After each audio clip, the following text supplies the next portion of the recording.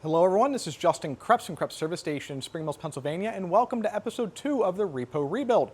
Today we're working on a 2022 Sector 750. This is a repo unit I got out of Texas, and it's got a lot of issues, so you got to refer to episode 1 for that. So today we're going to get the bodywork off, we're going to get the bed off, and we're going to get this thing ready to have the motor pulled on it. Okay, we're going to start by taking the bed off. So what we do, we're going to take this bed hydraulic off. We've got 2 bolts here to unbolt, and then we've got 2 wiring connections for the tail lights. So we're going to go ahead and start getting this stuff off of here. Okay, we're going to go ahead and get the bed off. Let's go ahead.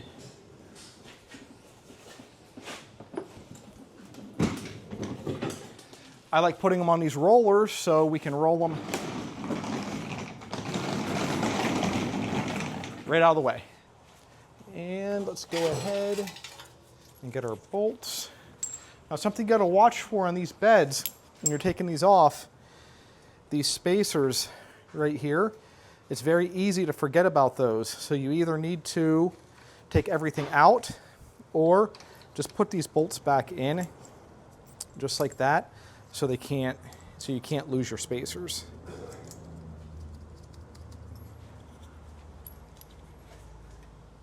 You see they're both right here.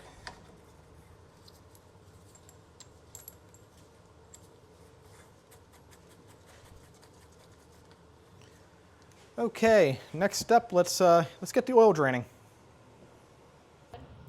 Okay, so now we're draining the oil. It's going to be interesting to see what's in it. So give me a second here so I don't drip everywhere. Okay, get zoomed right in on my, this is the drain plug. So this is your screen, this is the spring. So what we're looking at is right here. Let me get this out of the road. And I want to see what material is in there. And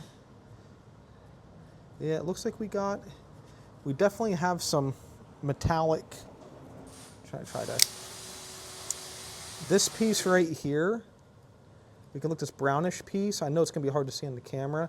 We got a brown piece right there. That is wet clutch material. So I know that this has wet clutch issues already right there. See, when you change your oil in these and you see a piece like that, and it's brown, that's not metal. That came off the wet clutch. So I already know that this unit is probably going to need a wet clutch. And then we just got a lot of other metallic in there. So we're going to pull this motor down anyhow. But if you're ever changing oil on one of these things and you're seeing a bunch of wet clutch material in there, you're probably running high gear, you're towing too much, you're doing something wrong. You should never see wet clutch material on the bottom there.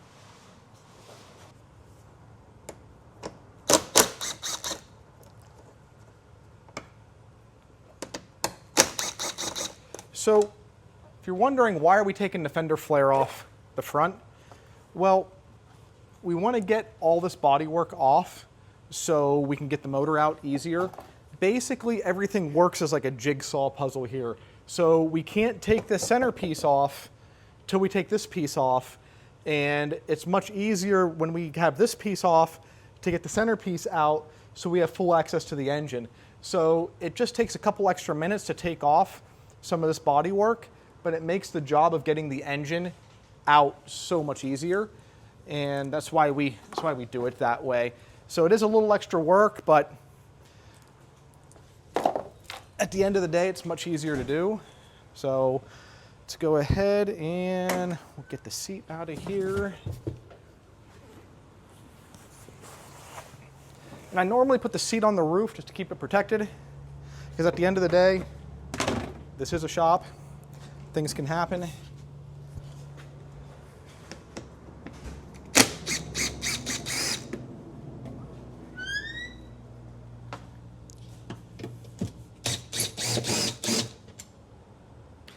We got all the nuts and bolts out to get the side off, so Let's try to get it off here. Sometimes they pop off easily, sometimes they don't.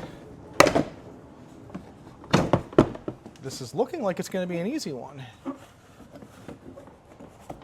It was an easy one. Let's get this out of the way. And my wife just asked me how do I keep everything organized? Like, what do I do? Well, I do everything in sections. So, for instance, the front fender here, that's its own section, so it gets its little bin. This side piece is its own section. So we have these little bins that we just put everything from every section in, just like that. And then we put it right with that section. And now we're going to move on to the next one, which is going to be the other side. And then basically we're going to do the same thing that we just did on this side. Is we're going to take off the fender flare, take off the side. And you can look over here. Come on over here, wifey. You can see how much, we're going to take the fuel tank out too, but you're going to see how much access this is going to give us to the motor and some of the other stuff on the engine once we get this out.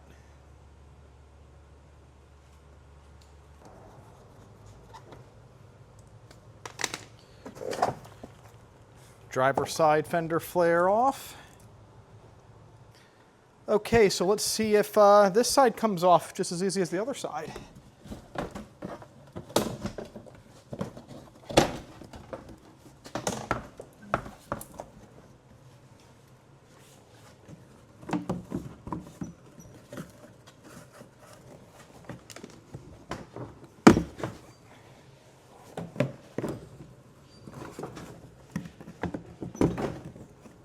This side wants to fight a little bit more.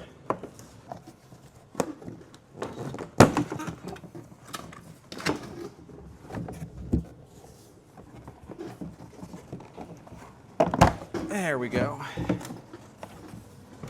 Sometimes they do fight you a bit. Come on in over here. Get the light here. So this basically exposes this side of the engine to us, and now we can easily get this side piece off. I think we got a nice piece of something from Texas. Okay, next step is we're going to take this center section out. And that's going to involve removal of the battery. When we're unhooking the battery, we always unhook the negative terminal first. That is how you safely disable the system. So I always put the bolt back in like this. Now that's safely out of the road. Oh, look here. They had the charging system wire. I didn't unhook that. They had the charging system wire off. Let's go ahead.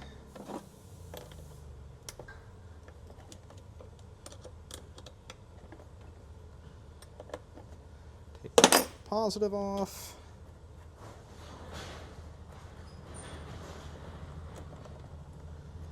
Goes there. Charging system wire goes put that on there. We'll lift the battery out. We need to get this battery out for a couple of reasons. Number one, well, we got to have it out just to get the centerpiece out so we get our access to the engine. Number two is, come over here, underneath the battery, there's a screw right there that we have to get to. All right, so come around to the other side. We're going to take the seat out. As you can see here, we're starting to get more access to the engine.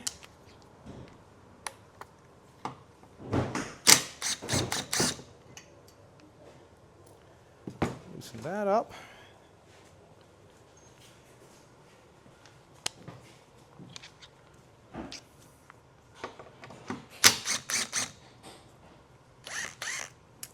And I will temporarily lay nuts and bolts on the tires.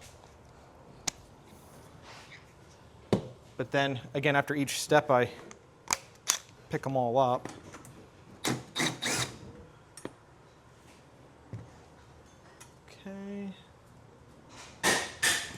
And let's go ahead, pop the seat out.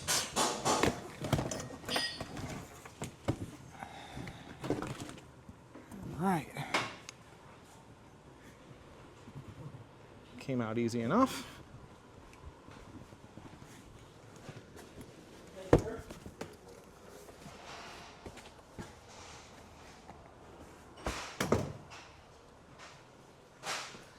And you can see we're starting to get this opened up a lot more, and this is getting ready to come out very soon. I still have to take the seat belts out, and I gotta get all the electrical stuff out of the battery box.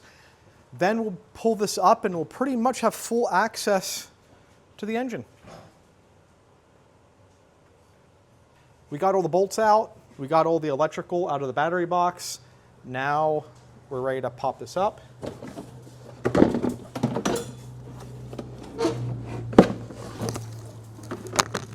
Pull that out. We got all the bodywork panels off, so you can see it really exposes this engine, but we still have some more work to do. We've got to get this upper cross member out, we got to take the intake tube out, we got to get the throttle body off, fuel system, the EFI, electrical stuff, all that's got to come off this engine. We have to get the exhaust off, and then we're going to have to unbolt the rear differential, move it back a little bit so we can get the rear drive shaft out. So the motor's getting pretty close to coming out, but we still got some more work to do. We're at the point of actually pulling the motor. If I was by myself doing this job, I would go get the cherry picker and do it, but my guys just like picking them out by hand. So we're gonna have Marcus and Corey just go ahead and pick this one out for us. Have at it, guys.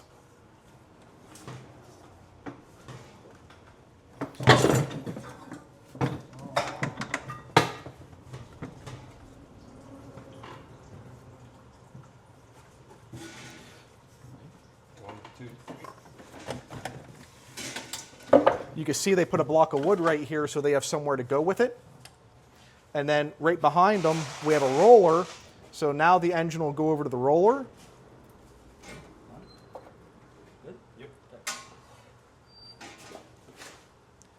And then we'll be able to take it to where it needs to go.